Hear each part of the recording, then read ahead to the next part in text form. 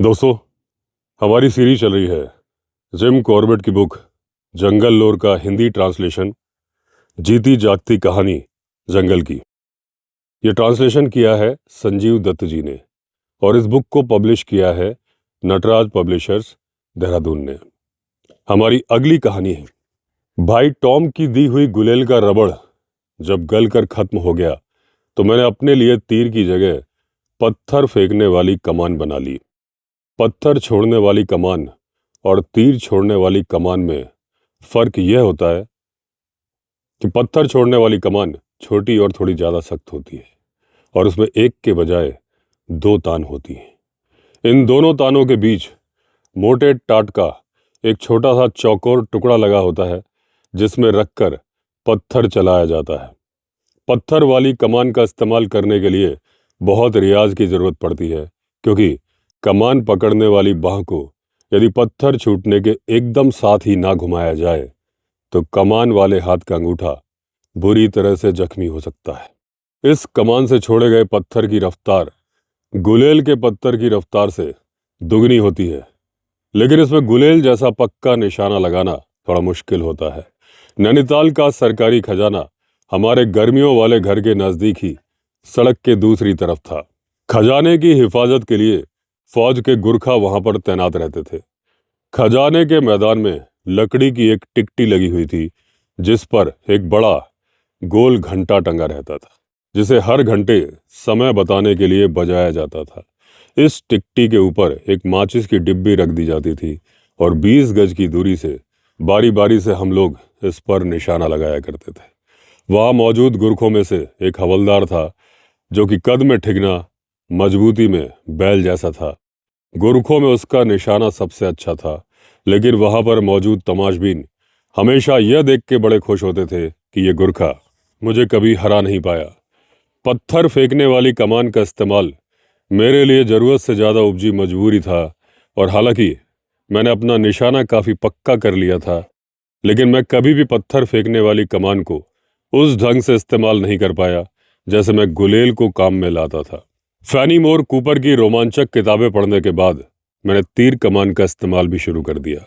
हिंदुस्तान के इस इलाके में तीर कमान के इस्तेमाल की कोई परंपरा नहीं है, इसलिए मेरे पास तीर कमान का कोई नमूना भी नहीं था। बहरहाल कई कोशिशों के बाद मैंने अपनी पसंद के लायक एक कमान और 2 तीर बना ही लिए। इन तीरों के आगे नुकीले कील लगे हुए थे। यदि कूपर के रेड इंडियन तीर से जानवरों का शिकार कर सकते थे तो मुझे इसमें कोई वजह नहीं दिखाई दी कि मैं ऐसा क्यों नहीं कर सकता। लिहाजा मैं अपना तीर कमान संभाले शिकार के लिए निकल पड़ा। अपने तीरों की ताकत के बारे में मुझे कोई गुमान नहीं था। मेरी हिफाजत में ये तीर कितने कामयाब होंगे इसमें मुझे शक ही था, इसलिए मैं काफ़ी एहतियात के साथ जंगल में कदम बढ़ाता था। जिन जंगली मुर्गों और मोरों को मैं अपना निशाना बनाना चाहता था, उनके अलावा जंगल में ऐसे और भी जानवर थे जिनसे मुझे बहुत डर लगता था। जिन जानवरों और परिंदों को मैं मारना चाहता था, उन तक पहुंचने में आसानी के लिए और जब भी खतरा हो लपक कर पेड़ पर चढ़ने के लिए ये जरूरी था कि मैं जूते ना पहनूं। उन दिनों पतले रबड़ सोल वाले जूते होते ही नहीं थे और आप सिर्फ यही तय कर सकते थे कि या तो आप नंगे पैर रहें या फिर कड़े चमड़े वाले भारी भरकम जूते पहने जो ना तो शिकार का पीछा करने और ना ही पेड़ों पर चढ़ने के काबिल थे। निचली पहाड़ियों से शुरू होकर पानी की 2 धाराएं हमारी जायदाद के निचले सिरे की तरफ आकर एक बन जाती थीं। ये धाराएं भारी बरसात के मौसम को छोड़कर सूखी ही रहती थीं। दोनों धाराओं के तल रेतीली थे और दोनों के बीच जो जंगल था वो निचली तरफ 1/4 मील और ऊपरी तरफ 1 मील चौड़ा था। 2 मील लंबे इस जंगल में सब तरह के जानवर पाए जाते थे। जिस नहर में लड़कियां नहाने जाती थीं वो हमारी जायदाद और जंगल के बीच की सरहद को तय करती थी। एक गिरे हुए पेड़ को पुल की तरह इस्तेमाल करके मैं उस पार जंगल में जा सकता था और परिंदों सहित कई जानवरों का शिकार भी कर सकता था। बाद के वर्षों में जब मेरे पास मूवी कैमरा आ गया तब मैंने नहर के किनारे एक पेड़ पर कई दिन शेरों की फिल्म बनाने में खर्च किए। ये शेर नहर में पानी पीने आते थे। मैंने अपना आखिरी शेर भी इसी जंगल में मारा था। ये तब की बात है जब मैं हिटलर की जंग के बाद फौज से छूटा ही था। इस शेर ने अलग अलग वक्त पर एक घोड़े, एक बछड़े और 2 बैलों को अपना शिकार बनाया था। मैंने शेर को इस इलाके से भगाने में जितनी भी कोशिशें की थी, इसने उन्हें अनदेखा कर दिया था।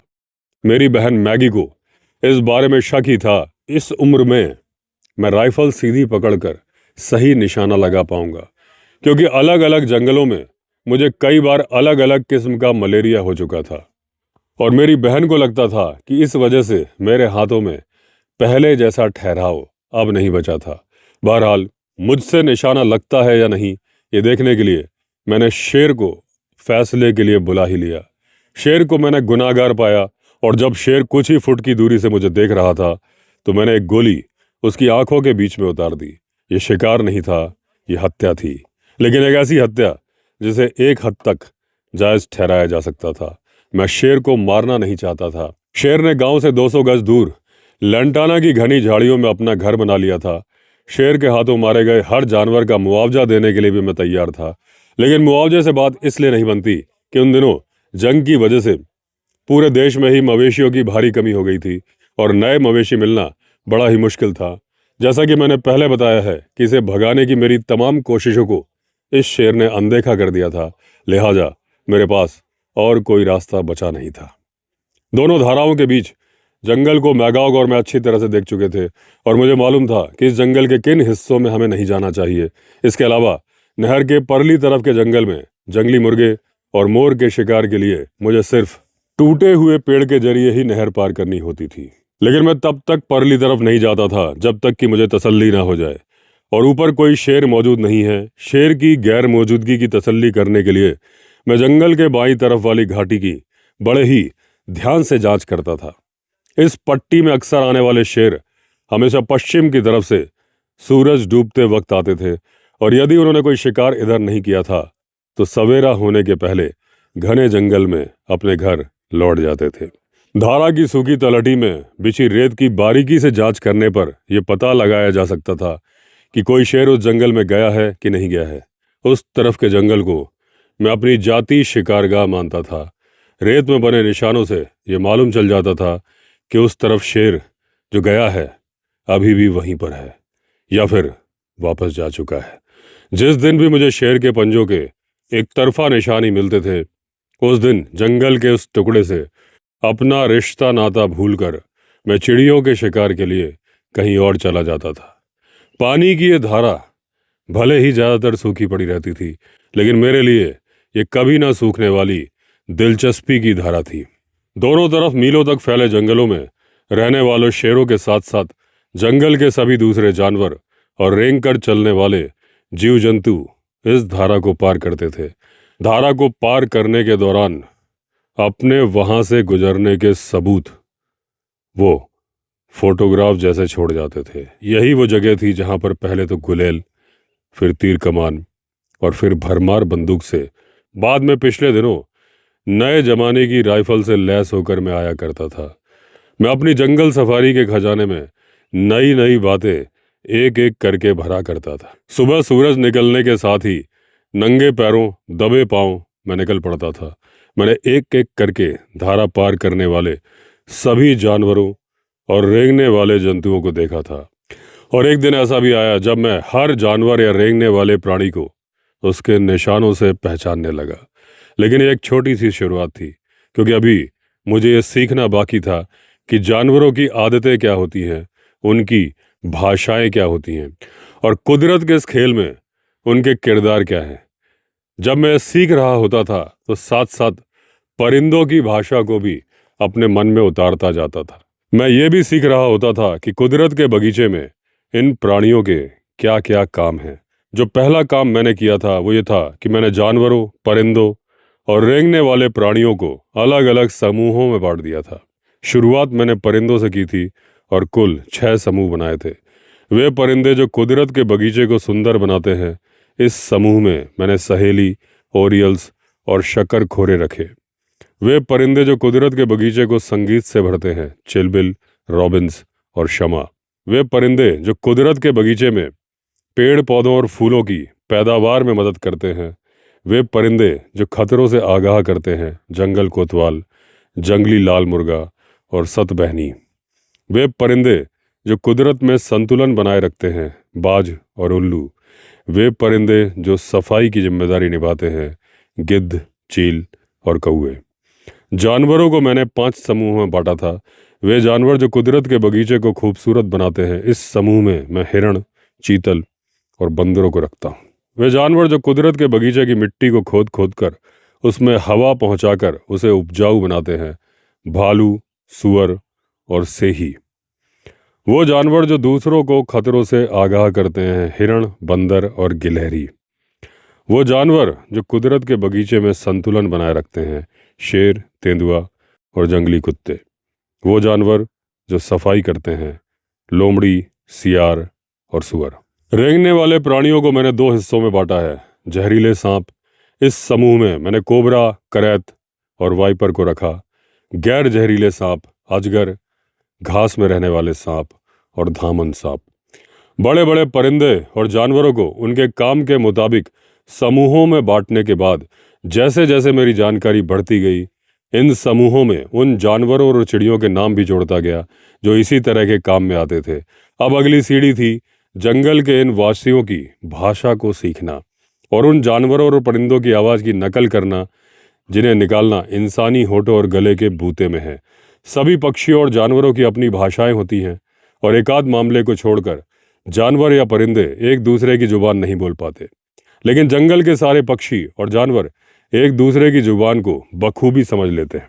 बड़े बड़े परिंदों और जानवरों को उनके काम के मुताबिक समूहों में बांटने के बाद जैसे जैसे मेरी जानकारी बढ़ती गई, उन समूहों में उन जानवरों और उन चिड़ियों के नाम भी जोड़ता गया जो इसी तरह के काम करते थे। अब अगली सीढ़ी थी जंगल के इन वासियों की भाषा सीखना और उन जानवरों और परिंदों की आवाज़ की नकल करना जिनकी आवाज़ निकालना इंसानी होठों और गले के बूते में है। सभी पक्षियों और जानवरों की अपनी अपनी भाषाएं होती हैं और एकाध मामले को छोड़कर जानवर या परिंदे एक दूसरे की जुबान बोल नहीं पाते, लेकिन जंगल के सारे पक्षी और जानवर एक दूसरे की जुबान को समझ बखूबी लेते हैं। जिन मामलों में एक दूसरे की जुबान ना बोल सकने वाली बात लागू नहीं होती, उनमें 3 सबसे बढ़िया नमूने हैं। लंबी पूंछ वाला जंगल कोतवाल, लटोरा और सुनहरी छाती वाली हरी बुलबुल। पक्षियों के जानकार लोग लंबी पूंछ वाले जंगल कोतवाल में बहुत ज़्यादा दिलचस्पी लेते हैं और इस पक्षी को पालने में उन्हें खुशी होती है। हमारे जंगलों में सबसे बहादुर परिंदा होने के अलावा जंगल कोतवाल ज़्यादातर पक्षियों और एक जानवर यानी कि चीतल की आवाज़ की नकल पूरी महारत के साथ कर लेता है। जंगल कोतवाल में मजाक करने की बहुत बड़ी खूबी होती है। आम तौर पर जंगल कोतवाल जंगली मुर्गों, 7 बहनियों यानी कि 7 सिस्टर्स या चिल बिलों के झुंड में शामिल हो जाता है और किसी सूखी टहनी पर कमांडर जैसी पोजीशन लेकर बैठ जाता है। पूरे जंगल को अपने और दूसरे परिंदों के गीजों से गुंजाते हुए वो हर तरह के खतरे को भांपने के लिए अपनी आंखें खुली रखता है, जैसे बाज, बिल्लियां, सांप और गुलेलों से लैस छोटे लड़के। कोई भी आता है, ऐसे किसी भी दुश्मन पर निगाह पड़ते ही वो अपने झुंड के परिंदों को खबरदार कर देता है और उसकी चेतावनी को कोई हल्के ढंग से नहीं लेता। ऐसा नहीं है कि जंगल कोतवाल ये सेवा बगैर लालच के करता है। जिन परिंदों की वो हिफाजत करता है, बदले में वो उनसे खाने की उम्मीद करता है। उसकी पैनी आंखों से कुछ भी छिप नहीं सकता। जैसे ही वो किसी दूसरे परिंदे को सूखी पत्तियों को बड़े मशक्कत से खंगालते देखता है और उसकी निगाह किसी मोटे, ताजे और रस भरे 100 पैर वाले कीड़े पर पड़ती है, वो तीर जैसे उड़ता है और बाज जैसी या बाज के पंजों में फंसी किसी चिड़िया जैसी आवाज़ निकालते हुए शिकार को हथिया लेता है। 10 में से 9 बार जंगल कोतवाल को किसी दूसरे शिकार को हथियाने में कामयाबी मिल जाती है। शिकार हथियाने के बाद जंगल कोतवाल वापस अपनी सूखी टहनी पर आकर बैठ जाता है और चटखारे लेकर शिकार को खाता है। बीच बीच में अपना गाना भी दोहराता जाता है। लंबी पूंछ वाला जंगल कोतवाल चीतलों के झुंड में भी पाया जाता है। चीतलों के चरने की वजह से घास में मौजूद टिड्डे और दूसरे उड़ने वाले कीड़े अपनी जगह छोड़ छोड़कर भागते हैं और जंगल कोतवाल उन्हें अपना शिकार बना लेता है। किसी शेर या तेंदुए को देखने पर जो चेतावनी भरी आवाज़ चीतल निकालते हैं, जंगल कोतवाल उन्हें बड़ी बारीकी से सीख जाता है। एक मौके पर जब एक तेंदुए ने 1 बरस के एक चीतल का शिकार किया था तो मैं वहां पर मौजूद था। तेंदुए को कुछ 100 गज दूर खदेड़कर मैं वापस मरे हुए चीतल के पास आया और एक झाड़ी तोड़कर एक ठूंठ से उसे बांध दिया। क्योंकि वहां पर बैठने के लिए कोई ठीक ढंग का पेड़ नहीं था, इसलिए एक झाड़ी की तरफ पीट करके मैं जमीन पर ही बैठ गया। अपना मूवी कैमरा मैंने घुटनों पर टिका लिया। इसी वक्त एक जंगल कोतवाल वहां सफेद गले की हंसने वाली चिलबिलियों के झुंड के साथ आ पहुंचा। तेंदुए के शिकार को देखकर जंगल कोतवाल थोड़ा नजदीक आया ताकि वो शिकार को और अच्छी तरह से देख सके, और नजदीक आने के दौरान उसने मुझे वहां पर बैठे हुए देख लिया। किसी मरे हुए जानवर को देखना तो उसके लिए रोजमर्रा की बात थी, लेकिन उसके पास मेरी मौजूदगी ने उसे उलझन में डाल दिया। ये तसल्ली करने के बाद कि मैं खतरनाक नहीं लगता हूं, वो वापस उड़कर सफेद गले वाले पक्षियों के झुंड में गया। ये पंछी उस वक्त तेज आवाज में जल्दी जल्दी कुछ कह सुन रहे थे। ये पक्षी मेरी बाईं तरफ थे और मुझे उम्मीद थी कि तेंदुआ मेरी दाईं तरफ से आएगा। लेकिन तभी अचानक जंगल कोतवाल ने चीतल की चेतावनी वाली आवाज निकाली, जिसे सुनकर वहां बैठे करीब 50 सफेद गले वाले पंछी एक साथ उड़े और तेजी से चिल्लाते हुए ऊपर फैली डालियों में जा छिपे। जंगल कोतवाल से मुझे छिपे हुए तेंदुए की एक हरकत समझ में आ रही थी। तेंदुआ पंछियों की हरकत से नाराज था और उसने एक लंबा घेरा काटा और वो ठीक मेरे पीछे आके खड़ा हुआ। जिस झाड़ी के सामने मैं बैठा था उसमें पत्तियां ना के बराबर थी। मुझ पर निगाह पड़ते ही तेंदुआ हल्के से गुर्राया और वापस जंगल में चला गया। जंगल कोतवाल उसके पीछे पीछे जंगल में गया। ये जंगल कोतवाल मौके का पूरा मजा ले रहा था। चीतल की चेतावनी वाली आवाज की जो शानदार नकल उसने की थी, उसकी वजह से मेरा मन उसके लिए तारीफ से भर उठा, साथ ही जलन से भी, क्योंकि एकाध आवाज निकालने में तो मैं उसका मुकाबला कर सकता था, लेकिन जितनी जल्दी जल्दी और जितनी आसानी से वो अलग अलग उम्र के चीतलों की आवाज निकाल रहा था, वो मेरे बूते के बाहर था। जब मैं जमीन पर अपनी पोजीशन ले रहा था तो मुझे अच्छे से मालूम था कि तेंदुआ जैसे ही वापस अपने शिकार पर आएगा, उसकी निगाह मुझ पर पड़ेगी, और मैं ये उम्मीद कर रहा था कि जब वो अपने शिकार को घसीट कर ले जाने की कोशिश करेगा, तब मैं उसकी फिल्म बना लूंगा। जंगल कोतवाल से किसी तरह छुटकारा पाने के बाद तेंदुआ वापस अपने शिकार पर आया। हालांकि अपने गुस्से भरी गुर्राहट से उसने मेरी मौजूदगी और कैमरे से होने वाली आवाज पर अपनी नाराजगी भी जाहिर की, लेकिन मैं 20 गज की दूरी से तेंदुए की 50 फीट लंबी फिल्म बनाने में कामयाब रहा। मुझे एक कामयाबी तब मिली जब तेंदुआ उस बेल को तोड़ने की कोशिश कर रहा था, जिसकी मदद से मैंने उसके शिकार को ठूंठ से बांध दिया था। मुझे ये तो नहीं पता कि जंगल कोतवाल इंसान की तरह बातचीत कर सकते हैं या नहीं, लेकिन मुझे इतना मालूम है कि वे सीटियों में लंबी लंबी धुनें निकाल सकते हैं। कुछ बरस पहले बंगाल और नॉर्थ वेस्टर्न रेलवे के मनकापुर जंक्शन पर तैनात एक एंग्लो इंडियन स्टेशन मास्टर जंगल कोतवालों और शमाओं को सीटी वाली धुनें सिखाकर अपनी आमदनी बढ़ाया करता था। मनकापुर जंक्शन अब अवध तिरहुत रेलवे में पड़ता है। उन दिनों इस जंक्शन पर रेलगाड़ियां नाश्ते और दोपहर के खाने के लिए रुका करती थी, और ये बड़ी आम बात थी कि ट्रेन के रुकते ही मुसाफिर तेजी से स्टेशन मास्टर के बंगले की तरफ इन चिड़ियों की धुनें सुनने के लिए भागते थे, और थोड़ी ही देर में अपनी पसंदीदा धुन निकालने वाली चिड़िया पिंजड़े में लिए वापस ट्रेन की तरफ भागते थे। हर चिड़िया और उसके सजावटी पिंजरे के लिए स्टेशन मास्टर उन दिनों 30 रुपये लिया करता था, और इस भाव में ना तो कभी कमी होती थी, ना होती थी कभी बढ़ोतरी। तो दोस्तों, इसी के साथ खत्म हुई ये कहानी। हमारी नई कहानी में फिर मिलेंगे। अगर आपने चैनल सब्सक्राइब नहीं किया है तो चैनल सब्सक्राइब कर लीजिए। चलिए फिर मिलते हैं, तब तक के लिए all the best. Vande Mataram.